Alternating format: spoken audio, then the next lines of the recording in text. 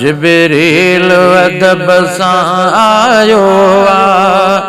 जैन्या पोखा से पुजायो जिब्रील अदब सां आयो जैन्या पोखा से पुजायो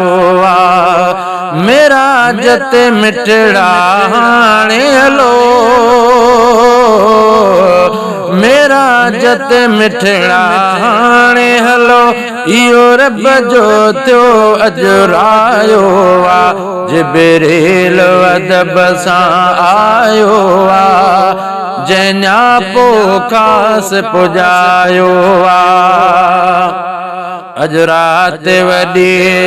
शरफ वारी कयो अर्शन ते हाणे पुनल तयारी जिब्राईल खे फरमायो जहान जे धणी वञ मेरा जजो महबूब दे पैगाम खणी वञ लबड़न के लजादार ले काफूर हणी वञ जागाए अहिड़ी रीत जो दिलबर खे वणी वञ होरूं भी वठी वञ जो ही मेहमान अजबवा मेरा जजो बुध अज़मी दास्तान अजबवा अज रात वॾी शरफ वारी कयो अर्शन ते हाणे पुनल तयारी अज नूरी बुराक बेहाज़ुर अज नूरी बुराक बेहाज़ुर जंहिंजो अर्ज़ ही मौला आगायो जिब्रील अदब सां आयो जैन्या पोखा से पुजायो सब हूर मलाइक सलवात पढ़न ऐ तुझी सोणी था नात पढ़न अल्लाह जे फरमान जी तकमील कईया त्यारी पोता जल्द में जिब्रील कईया है जन जामल हुरन जी भी तशकील कईया कमजोर रे बोरा कजा अपील कईया स्वारी जो मिलो तैखे शरफ ऐं शान अजबवा मेरा जजो बुध अज़मी दास्तान अजबवा सब हूर मलाइक सलवात पढ़न ऐं तुझी सोणी था नात पढ़न ॿियो ज़िक्र न थींदो कोई अॼु इहो हुकुम अल्लाह फरमायो जिब्रील अदब सां आयो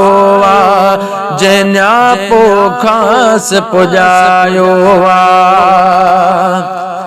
सब नबी कल इंतजार पया ऐं घुरन तुझो दीदार पया ऐं घुरन तुझो दीदार पया जंहिं वक्त करीमन जी कदम बोसी कयाई आराम में जागी पियो जहानन जो पोसाई ताज़ीम शहत जोड़े पैगंबर के चयाई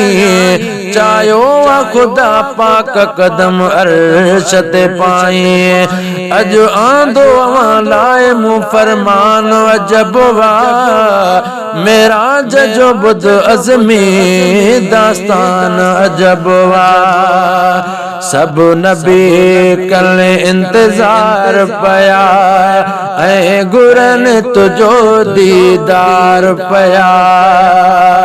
गद मस्जिद अक़सा ते सब हिने थियो करम सभिन ते सवायो वा जिब्रील अदब सां आयो वा जंहिंजा पोखास पुॼायो वा फैज़ जूणे जा जन नूरानी थी सोणे हुजूर सां रवानी